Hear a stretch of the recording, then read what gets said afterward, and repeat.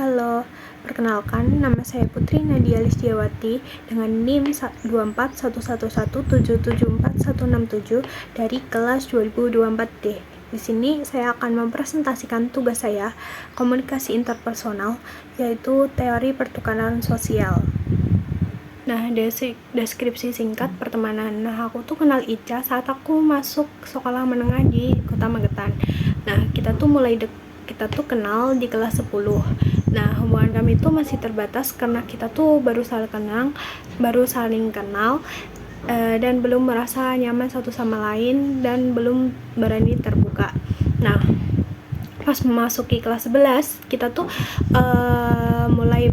pertemanan kita tuh mulai berubah. Nah, kita tuh gak hanya semakin dekat, tapi kita tuh juga sering menghabiskan waktu bersama. Nah, aku sering main ke rumahnya dia, begitu juga sebaliknya.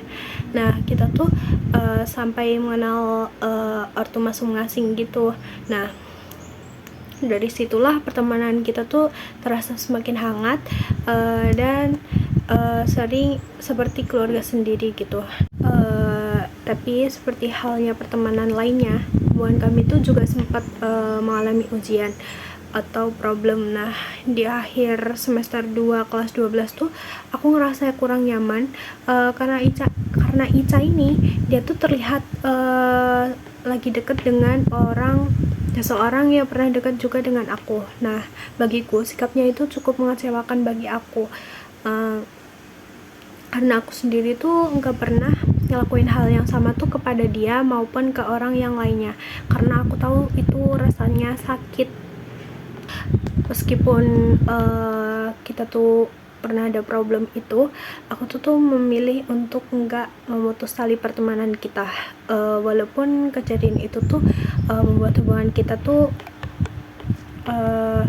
nggak sedekat dulu gitu, tapi aku tetap menghargai kenangan dan kedekatan yang pernah kami bangun.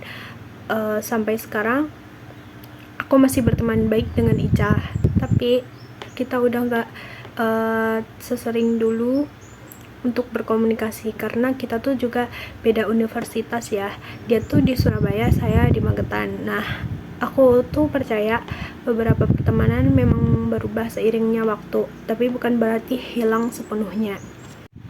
Nah, pressure yang kita alami yaitu pressure internal, yaitu aku sama Ica itu memiliki kepribadian yang cukup berbeda. Salah satunya yaitu terlihat dari cara kami merespon pesan.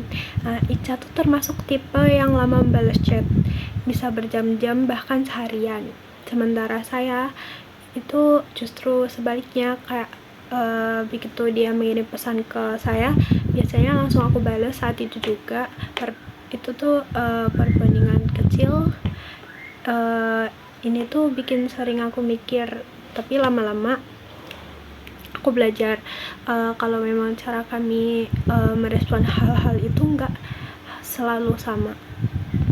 Nah, untuk pressure eksternalnya yaitu dulu tuh Ica sering mengeluh soal uang sakunya yang terasa kurang untuk kebutuhan dia sehari-hari.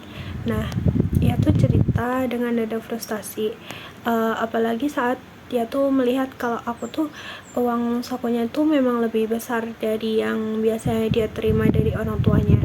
Nah, meskipun aku nggak pernah pamer hal itu, dia tuh tahu perbandingannya. Nah, dan kadang tuh merasa canggung sendiri karena aku tuh nggak ingin buat dia merasa minder apa gimana gitu. Nah, cara untuk mengatasi pressure tersebut tuh aku belajar memahami bahwa cara setiap orang tuh dalam merespon sesuatu tuh memang berbeda.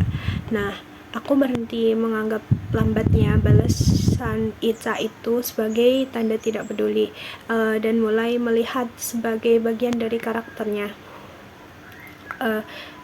Sedangkan dari tekanan eksternalnya itu tuh seperti berbeda uang saku, itu tuh aku hadapin dengan itu menjaga sikap agar tidak membuat merasa minder. Terus aku berusaha menciptakan suasana nyaman tanpa menunjukkan itu secara terang-terangan. Kemudian kita masuk ke teori pertukaran sosial. Walaupun aku sama Ica tuh memiliki perbedaan kepribadian, aku tuh merasa hal ini tidak perlu mengganggu hubungan pertemanan kita. Justru dalam pertemanan ini aku bisa menjadi diri sendiri.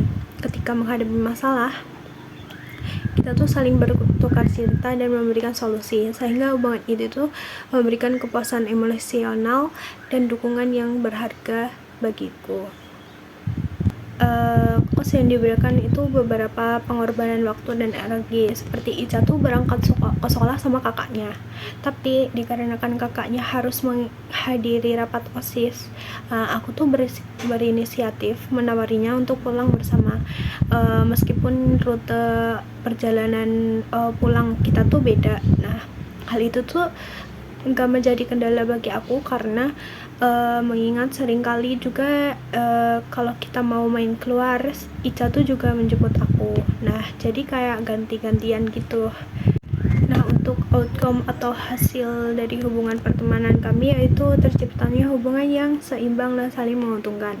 Meskipun ada pengorbanan waktu dan energi seperti saling mengantar dan menjemput, keuntungan emosional berupa dukungan, rasa nyaman, dan kesempatan menjadi diri sendiri membuat semua usaha itu terasa layak dan berharga, karena manfaat yang dirasakan melebihi atau seimbang dengan biaya yang dikeluarkan. Nah, yang keempat yaitu comparison level alternatif. Meskipun aku tuh ada perbedaan kepribadian dengan Ica dan beberapa tekanan dalam pertemanan,